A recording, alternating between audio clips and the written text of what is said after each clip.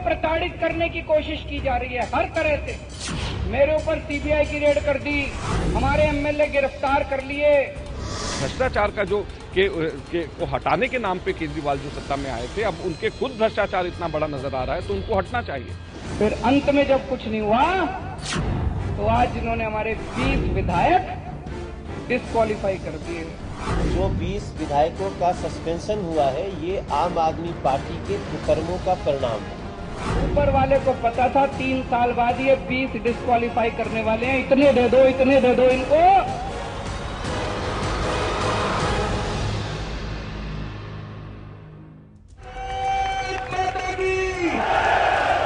साल 2015 में सरकार बनने के बाद केजरीवाल को सबसे बड़ा झटका लगा। सियासत की बाजी में 20 विकेट क्या गिरे, केजरीवाल जनता की अदालत में बिना देर किए हाजिर हो गए। दिल्ली के नजफगढ़ में एक जनसभा को संबोधित किया और संवैधानिक संस्थाओं के बीजेपी के दबाव में काम करने का आरोप लगा दिया। हमारी सारी फाइलें मंगा के 2 साल की 400 फाइलें मंगा के एलजी साहब ने 4 महीने तक 20 अफसर बिठा दिए कि कुछ तो निकालो, कुछ नहीं मिला इनको, कुछ नहीं मिला। फिर अंत में जब कुछ नहीं हुआ तो आज इन्होंने हमारे 20 विधायक डिस्क्वालीफाई कर दिए। चुनाव आयोग के फैसले को राष्ट्रपति की मंजूरी मिल गई। संसदीय सचिव के मामले में 20 विधायकों की सदस्यता खत्म हो गई। अब केजरीवाल सरकार को सिर्फ न्यायपालिका से ही उम्मीद है। 20 विधायकों की सदस्यता रद्द होने के मामले में शुक्रवार को दिल्ली हाईकोर्ट में भी सुनवाई हुई थी, जिसमें सोमवार को सुनवाई की अगली तारीख दी गई है। लेकिन अब जानकारों का मानना है कि राष्ट्रपति के ताजा फैसले के बाद अब आम आदमी पार्टी के विधायकों को दिल्ली हाईकोर्ट में भी नई याचिका दाखिल करनी होगी। आपको नई याचिका इसलिए देनी होगी क्योंकि पुरानी याचिका में चुनाव आयोग के फैसले पर रोक लगाने की मांग थी। अब उन्हें राष्ट्रपति के नोटिफिकेशन पर रोक लगाने की मांग को लेकर याचिका दाखिल करनी होगी। अभी जो भी दरवाजे खुले हैं इस लोकतंत्र में, न्यायालय का दरवाजा हम खटखटाएंगे। सोमवार को हम अदालत में जाएंगे और जरूरत पड़ी तो सुप्रीम कोर्ट भी जाएंगे और हमें उम्मीद है कि न्यायालय से हमें न्याय मिलेगा। अब हाईकोर्ट का इस पर क्या फैसला होगा, ये देखने वाली बात होगी। लेकिन इस पर सुप्रीम कोर्ट के पूर्व जस्टिस मार्कंडे काटजू ने चुनाव आयोग के फैसले पर सवाल उठाए। काटजू ने लिखा, आजादी के बाद अब तक अलग अलग राज्यों में 9,500 से ज्यादा संसदीय सचिव नियुक्त किए गए। चुनाव आयोग ने सिर्फ 455 को नोटिस दिए।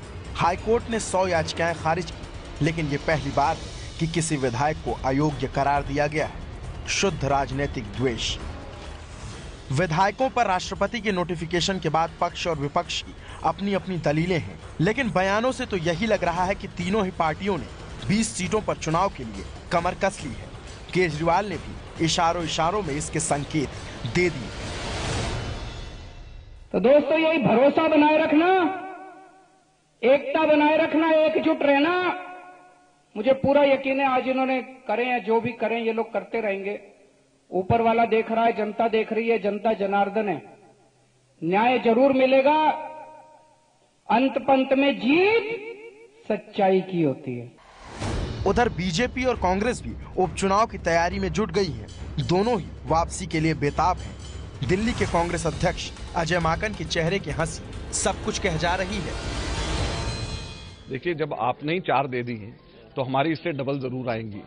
और जो है, आपने जब 4 हमारे को दे दी, हम ये कह सकते हैं कि हम जो है इसमें सबसे ज्यादा सीट्स लेकर के कांग्रेस पार्टी जो है इसमें मेजॉरिटी नंबर ऑफ सीट्स हमारी कांग्रेस पार्टी की आएंगी। 20 महीना पहले आता तो आज राज्यसभा में ऐसी खरीद फरोख्त अरविंद केजरीवाल नहीं कर पाता। उनके 3 जो सीटें गईं, उनमें से मुश्किल से 1.5 जाते जाते इनको परेशानी होती।